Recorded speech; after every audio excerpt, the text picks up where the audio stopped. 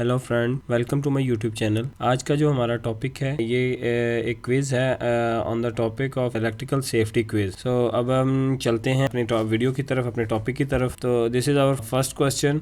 The most dangerous place to use the electrical equipment is. सबसे खतरनाक जगह जहाँ पर हम इलेक्ट्रिकल इक्विपमेंट यूज करने के लिए जो सबसे खतरनाक जगह जो है वो इंडोर्स बोल रहा है, आउटडोर है, नियर वाटर है, नियर अदर इलेक्ट्रिकल इक्विपमेंट है। तो जो इसका आंसर है वो आ रहा है नीचे नियर वाटर। नियर वाटर हम अगर पानी के नज़दीक जाके इलेक्ट्रिकल इक्विपमेंट यूज़ करेंगे तो ये हमारे लिए डेंजरस हो सकता है। एंड अगर आपको ये मेरी वीडियोस पसंद आती हैं तो प्लीज़ चैनल को सब्सक्राइब कर दें, वीडियो को लाइक कर दें एंड कमेंट भी लाजमी कर दिया करें। अब हम चलते हैं अपने सेकंड क्वेश्चन की तरफ। You discover the electrical cord on a drill has been damaged and some of the cord's insulation is missing. You should. Cord जो होती है वो अगर डैमेज्ड है, तार है वो डैमेज्ड है, ठीक है, तो उसको आप क्या करोगे? तो wrap tape around the damaged spot to prevent the electrical shock. यहाँ पर तार डैमेज है, उस स्पॉट को, उस जगह को आप उसके ऊपर टेप रैप करोगे। Check to see if the drill still works. अपनी ड्रिल चेक करोगे कि ये वर्क करती है या नहीं कर रही। Tag the drill out of service and notify the department responsible for equipment maintenance. Drill को आप टैग करके, यानी मतलब ये लगा के रख दोगे कि ये काम नहीं कर रही और डिपार्टमेंट को बताओगे। Make sure that the cord does not come in contact with the floor. Working के दौरान ये फर्श के साथ कॉन्टैक्ट में ना आए। तो इसका जो करेक्ट आंसर है वो tag the drill out of service and notify the department responsible for equipment. तो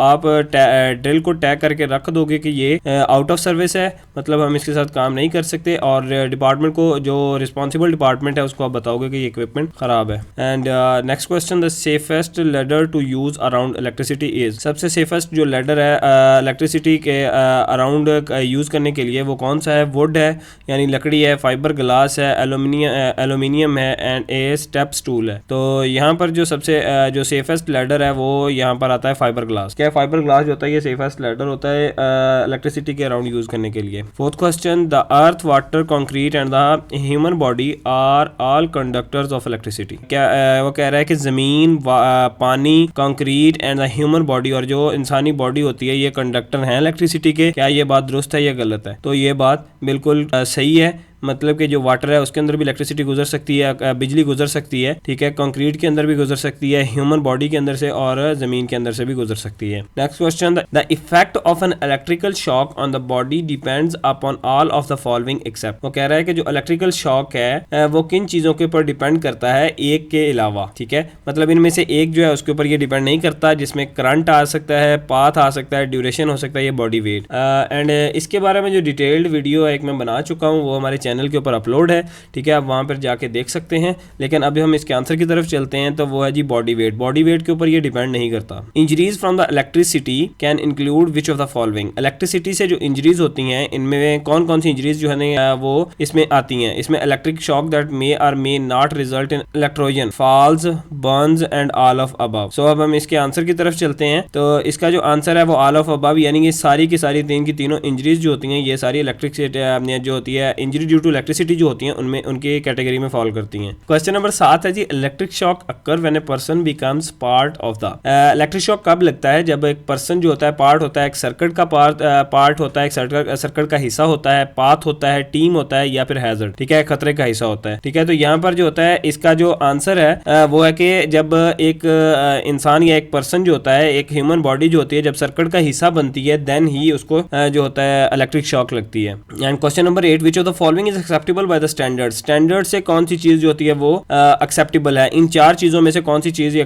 कौन सा ऑप्शन जो है वो करेक्ट है? An unqualified employ flipping tripped breakers in a breaker box. एक ब्रेकर बॉक्स के अंदर जो होता है फ्लिपिंग, जो ब्रेकर होते हैं वो ट्रिप हुए होते हैं तो उनको दोबारा फ्लिप करना जो अनक्वालिफाइड एम्प्लॉय होता है उसके लिए वो कह रहा है करेक्ट है, ये स्टैंडर्ड के मुताबिक है या नहीं है, ठीक है। नेक्स्ट ऑप्शन है जी, plugging an extension cord into a second extension cord. वो कह रहा है कि एक सेकंड जो एक्सटेंशन कॉर्ड होती है, एक्सटेंशन की जो तार होती है, उसको कह रहा है एक कॉर्ड को दूसरी कॉर्ड के अंदर लगाना। Removing a ground pin if needed to plug into a two prong outlet. A qualified person repairing an extension cord. एक क्वालिफाइड पर्सन जो होता है वो एक्सटेंशन कॉर्ड को रिपेयर करे तो ये स्टैंडर्ड के मुताबिक है। I think D is the correct answer. या a qualified person repairing an extension cord is the correct answer. Flexible cords can be used in the workplace. Flexible cords जो कह रहा है कब यूज की जाती हैं? In can be used in the workplace as a substitute substitute for permanent wiring if they are run behind walls to reduce the chance of abrasion and damage. If heavy or extra heavy duty cords are needed for the temporary purposes. If any obvious splices are repaired with electrical tape. I think इसका question जो answer है वो सी है. If heavy or extra heavy duty cords are needed for temporary purposes. Yes, C is the correct answer. Question number 10 है जी. It is the responsibility for all employees. सब employees की जिम्मेदारी है to understand कि वो समझें and use electrical safety every day और इसको यूज भी करें. इलेक्ट्रिकल सेफ्टी के जो कानून है, इलेक्ट्रिकल सेफ्टी के जो प्रिंसिपल्स हैं उनको वो समझे और उनको अपने काम के ऊपर अप्लाई करें. क्या ये स्टेटमेंट करेक्ट है, ट्रू है, ये फॉल्स है? सो आई थिंक ये स्टेटमेंट ट्रू है. एंड आज की वीडियो यहीं तक की. अगर आपको मेरी वीडियो पसंद आई हो